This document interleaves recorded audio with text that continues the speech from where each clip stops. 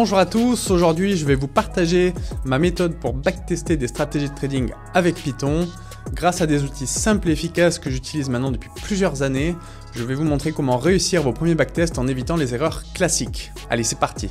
Et on commence avec le notebook que vous pouvez retrouver en description de la vidéo, avec les librairies qu'on va utiliser, les fichiers Conda d'environnement, si vous avez utilisé Conda. Donc aujourd'hui, on va utiliser la librairie VectorBT, qui est un backtest engine, qui est une version gratuite et payante. La version gratuite est largement suffisante pour un usage débutant intermédiaire. Et vous allez voir qu'on va gagner un temps fou avec cet outil. Pas besoin de créer votre propre backtest engine, ce serait une perte de temps en tant que trader indépendant. On n'a pas le temps pour ça, on n'a pas une équipe. Donc c'est parti. On peut voir aussi qu'avec cette librairie, finalement, on a aussi l'intégration de la librairie Python Binance qui est fait en interne, qui nous permet de télécharger des données crypto rapidement sans avoir une autre librairie. Donc c'est très pratique dans l'exemple de notre notebook. Vous avez également une option avec YFinance si vous voulez télécharger des données plutôt d'actions, de forex, etc. Avec cet objet-là. Donc une fois qu'on a nos données, on va juste les transformer, donc l'objet data, en un data frame, comme on a l'habitude de travailler avec un prix de clôture en index. Pas d'ouverture en index, sinon vous avez une fuite de données au passage, vu que vous aurez le close qui est connu qui n'est pas connu au moment de l'ouverture. Donc il faut bien penser à avoir le close time en index pour qu'il n'y ait pas de fuite de données en avant. L'erreur classique qu'on peut voir dans tous les backtests, c'est qu'à l'instant T, on prend toutes les données du passé à partir d'aujourd'hui, on lance des millions ou des milliers de backtests pour trouver les meilleures règles, les meilleurs paramètres, on choisit la meilleure stratégie, on la lance en live et ça marche pas. Et pourquoi ça marche pas? Parce qu'on n'a pas respecté ce qui se passe dans la vraie vie, et dans la vraie vie ce qui se passe, c'est que finalement, pour tester une stratégie, ça va être sur des données qui n'ont jamais été vues. Donc c'est ce qu'on va reproduire ici, on va avoir un jeu de données d'entraînement pour régler notre stratégie, trouver les meilleurs paramètres, etc.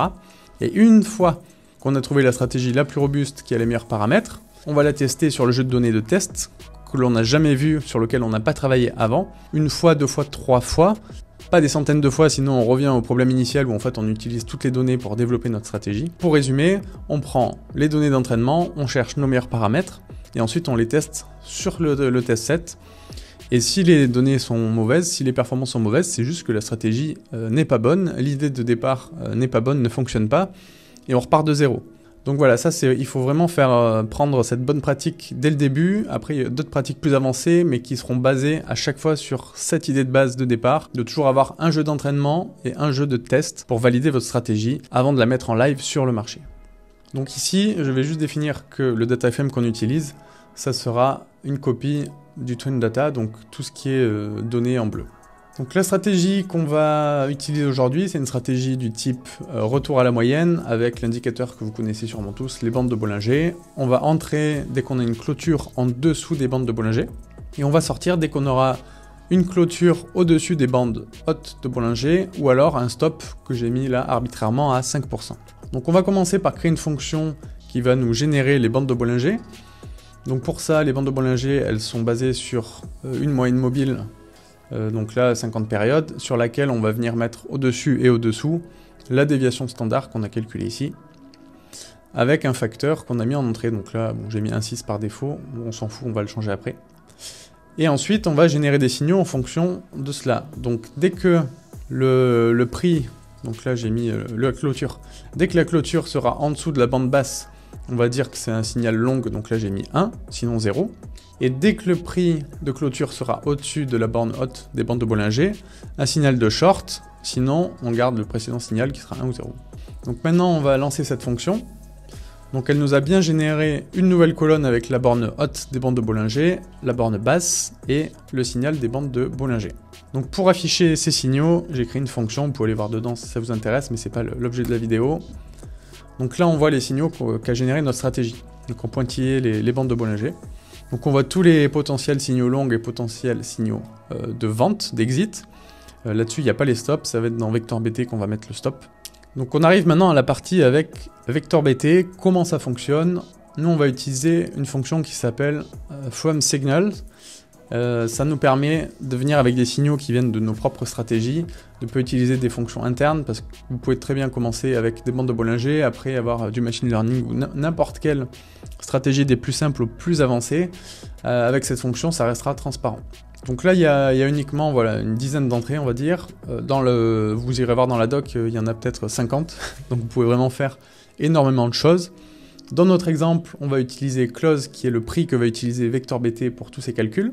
Les entrées, donc là, c'est lorsque la colonne bbLog signal sera à 1.